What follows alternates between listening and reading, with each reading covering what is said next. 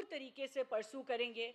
और मैं एक बात कह दूं कि ये आप भूल जाएं कि ये उन बेकार नोटिसेस की तरह या दरखास्तों की तरह होंगे जिनको कचरे के डब्बे में फेंका जाता है।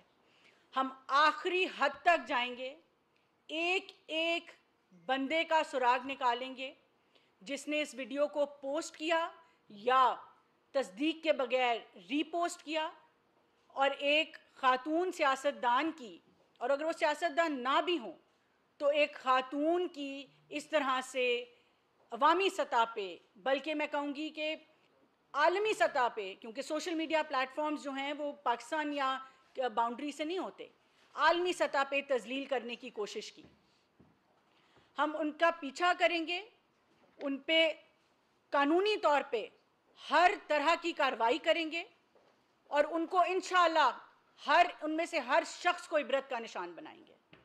और इसमें किसी किस्म की ना कोई रियायत बख्शी जाएगी, और ये भी भूल जाएं कि हम इस मसले को भूलेंगे और पीछे हटेंगे। बहुत हो गया, साल गुजर गए हैं कि हम ये हरकतें होते हुए देख रहे हैं, और खुसूसन एक सियासी जमात की तरफ से जो हम माजरत के साथ मगर ख़वातीन के ख़िलाफ़ बयानात आते हुए टॉप लेवल से मुसलसल देख रहे हैं, उसने हमारे मुआशरे को तबाह करके रख दिया है। तो बात यह है कि सियासी तरबियत पे भी बात करेंगे, लेकिन जिस तरह हमारी इंफॉर्मेशन मिनिस्टर साहिबा की, अज़मा बुखारी साहिबा की वीडियो को, उनकी एक डीप फेक वीडियो उनकी बनाई गई, और ये तो अल्लाह ताला का शुक्र है, और हमारे कुछ लोग थे जिन्होंने असल वीडियो भी, जब ये डीप फेक वीडियो सामने आई तो उसको ढूंढने की कोशिश की और उसको ढूंढ निकाला, और उसकी बुनियादों पे हमने सोशल मीडिया कंपनीज़ को भी जो है वो दरख्वास्तें डाली, हुकूमत पाकिस्तान ने डाली, मैंने एज़ IT मिनिस्टर डाली, अज़मा बीबी ने ख़ुद डाली, और इसी तरह FIA को नोटिस जो है दरख्वास्त दायर की है, और हमारी कोशिश है कि हम इंशाल्लाह इस पे फौरी कार्रवाई करेंगे। और मैं ये बात दोहराती जाऊं कि ये आपकी किसी भूल में ना रहे कोई भी, कि वो कोई भी शख्स जिसने ये फेक वीडियो पोस्ट की या उसको रीपोस्ट किया, वो इस दफ़ा किसी भी सूरत बच पाएंगे। हम एक एक का सुराग निकालेंगे, एक एक के पीछे आएंगे, और कानूनी कार्रवाई करते हुए इन सब को इंशाल्लाह इबरत का निशान बनाएंगे, जिनको ख़वातीन की इज़्ज़त, उनकी वक़ार की, अपनी सियासी एजेंडों के लिए कोई परवाह नहीं है, क्योंकि वो एक निडर सियासतदान हैं, क्योंकि वो खुल के बात करती हैं, क्योंकि वो आपकी चोरी को, आपकी ये जो जितनी भी आप बदकारियाँ पीछे कर चुके, जितनी भी आप करप्शन कर चुके, जिस तरह आप हुकूमत को और मुल्क को नुकसान पहुँचा सके, क्योंकि वो रोज़ आपकी उन तमाम चीज़ों को TV पे आके एक्सपोज करती हैं, तो आपने सोचा कि आप उनकी डीप फेक वीडियो बनाएंगे, उस पर प्रोपेगेंडा करेंगे, ट्रेंड चलवाएंगे, और क्योंकि वो खातून हैं तो बड़ा आसान है ये करना कि आप कैरेक्टर असैसिनेशन करें और उनकी ज़बान बंदी करने की कोशिश करवाएं। तो ये हम नहीं होने देंगे ना। और सही बात है कि जितना प्रोपेगेंडा, जितनी फेक न्यूज़ आप कर चुके हैं बतौर एक सियासी जमात, उसके हम आहिस्ता आहिस्ता कुछ आदी भी हो गए हैं, और कुछ अब हम इंशाल्लाह पूरा एक्शन लेंगे ताकि आपको भी पता चले कि हुकूमत क्या होती है और कैसे चलती है, और इस तरह अब खुली आज़ादी नहीं दी जाएगी किसी को। मैं वापस आऊँगी इस बात पे कि ये तमाम चीज़ें, ये जो तमाम प्रोपेगेंडा हम मुसलसल देखते आ रहे हैं, ख़ास तौर पे एक मखसूस सियासी जमात की तरफ से, वो एक सियासी तरबियत का हिस्सा है। हमने इस मुल्क में देखा कि इमरान खान साहब ने वज़ीर आज़म होते हुए ऐसे ऐसे अल्फाज इस्तेमाल किए, ऐसी ऐसी स्टेटमेंट्स दी, जो हरासमेंट के, रेप के सर्वाइवर्स हैं उनको क्वेश्चन किया, उन पे इल्ज़ाम तराशी की। मुझे आज भी याद है कि कहा गया कि जब छोटे छोटे कपड़े पहन के निकलेंगे तो मैन आर नॉट रोबोट्स, और फिर आप उसको रियासत मदीना से जोड़ते हैं। वो रियासत, वो मजहब जो सबसे पहले मर्द को तलकीन करता है कि अपनी हदूद में रहें, जहां पे कोट किया जाता है कुरान को, वहां पे कुरान जहां पे खवातीन को कहता है lower your gauge and guard your modesty, वहीं पे मर्द को भी कहता है lower your gauge and guard your modesty.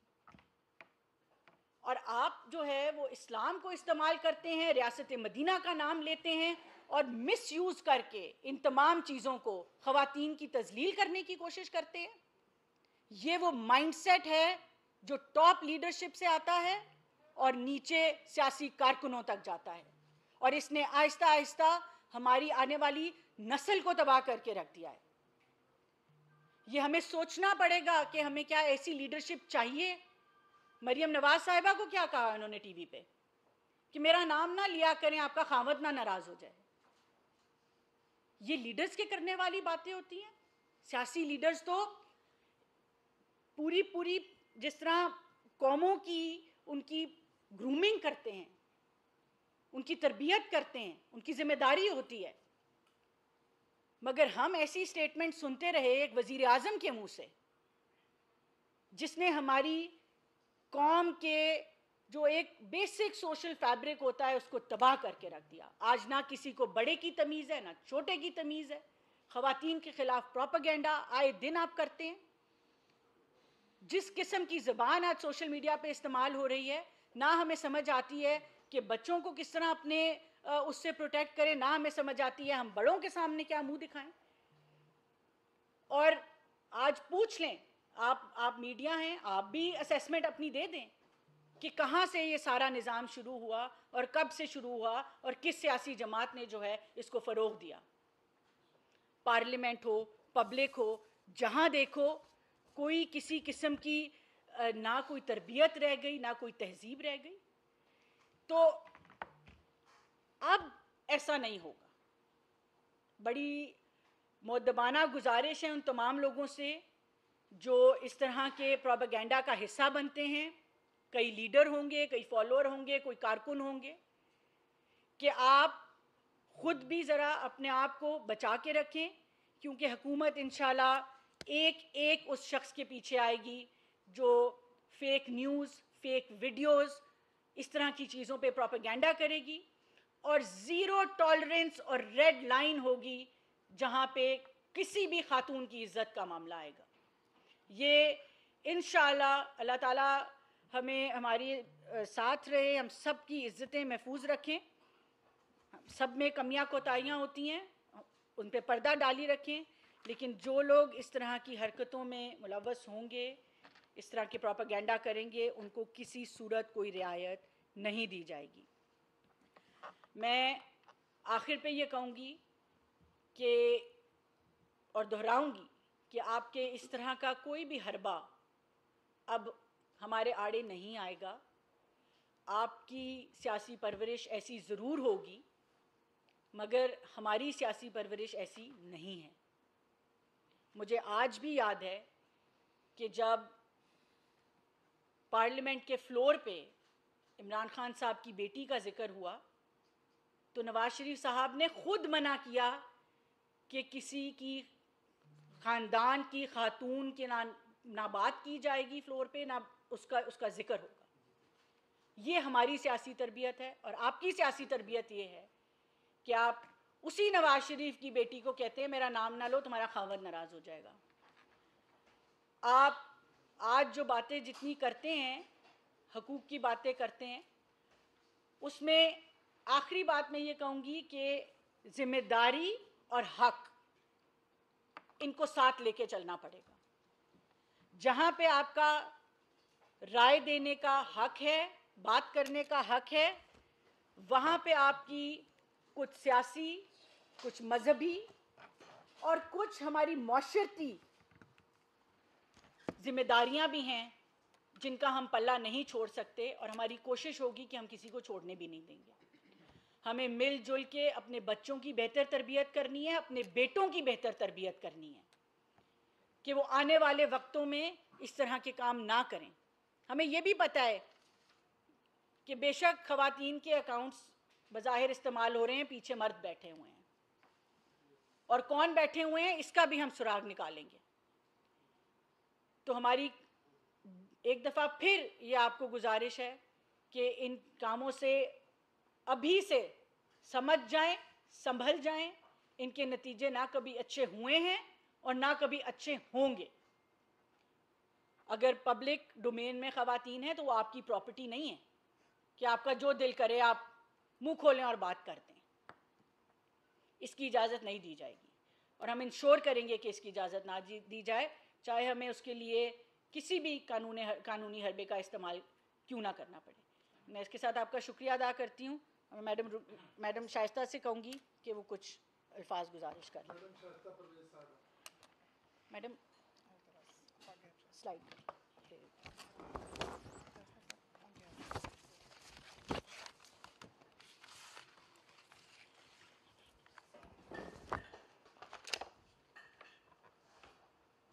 बिस्मिल्लाहिर्रहमानिर्रहीम। आप सबको अस्सलाम वालेकुम। पहले तो मैं बहुत ही पुरज़ोर तरीके से मज़म्मत करती हूँ जो हुआ उस पे, और उसके बाद इस वक्त मैं अपनी पार्टी की नुमाइंदगी करने के साथ साथ मैं पाकिस्तान की उन तमाम जो 50% ख़वातीन हैं उनकी नुमाइंदगी भी करने के लिए यहाँ इस वक्त बैठी हूँ। मैं आप सब की भी नुमाइंदगी करना चाहती हूँ। मैं हर उस खातून की नुमाइंदगी करना चाहती हूँ जो इस मुल्क में रहती हैं, क्योंकि जो ये ज़्यादती हुई है उसकी हम जितनी भी मज़म्मत करें वो कम है। देखें, बातें मेरी कुलीग ने तो पूरी कर दी, लेकिन मैंने सारी उम्र सुना था कि इज़्ज़तें सांझी होती हैं और माएँ बहनें बेटियां काबिल एहतराम होती हैं।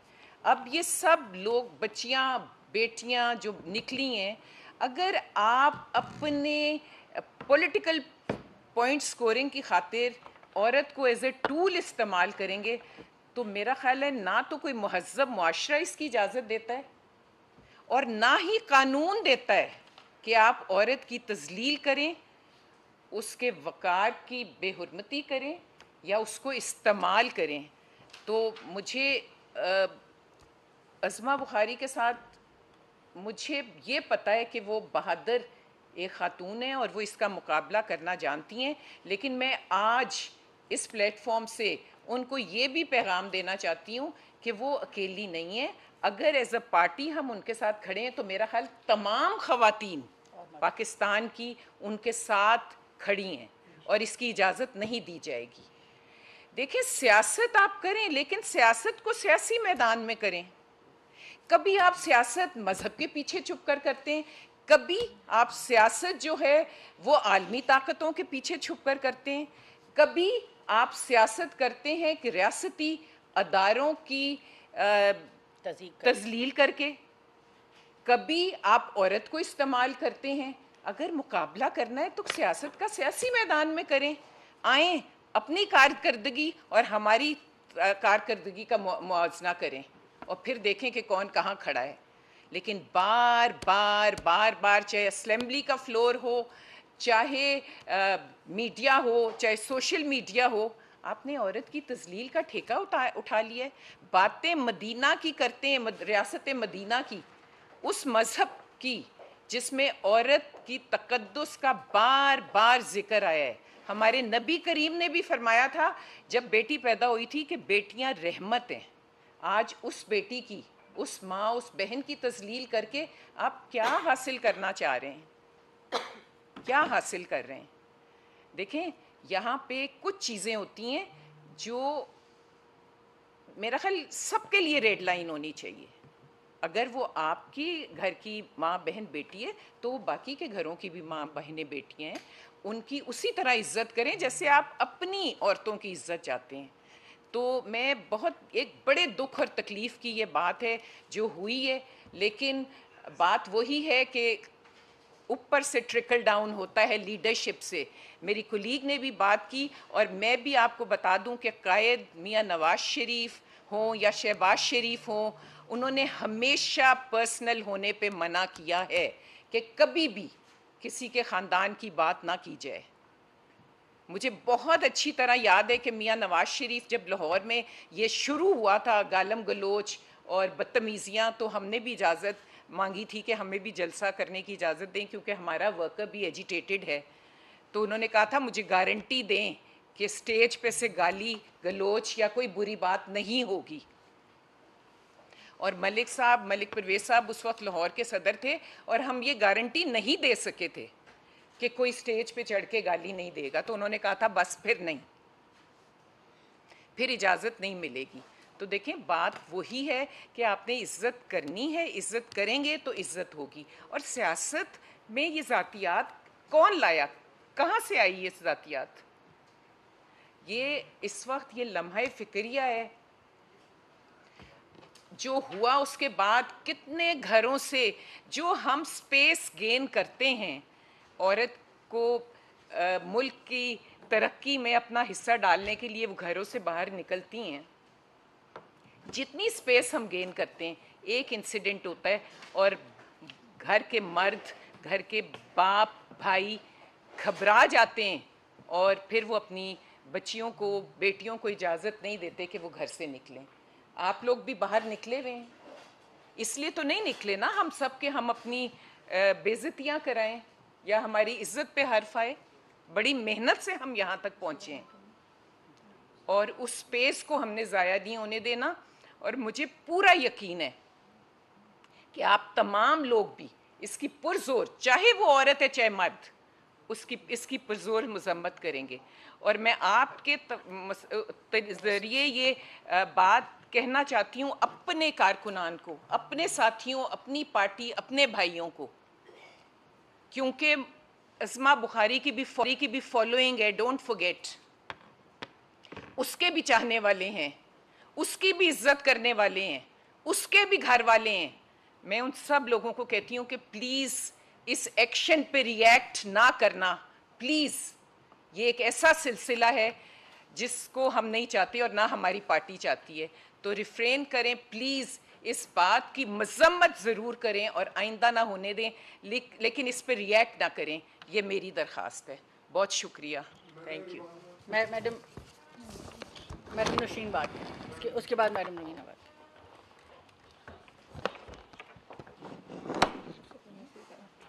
बिस्मिल्लाहिर्रहमानिर्रहीम। Thank you very much. आप सब कोलीग्स ने आज जिस तरह मेरे साथ यहाँ पे मैं भी मौजूद हूँ और हम सब अज़मा बुखारी साहिबा के साथ खड़े हैं, उनकी सपोर्ट हैं।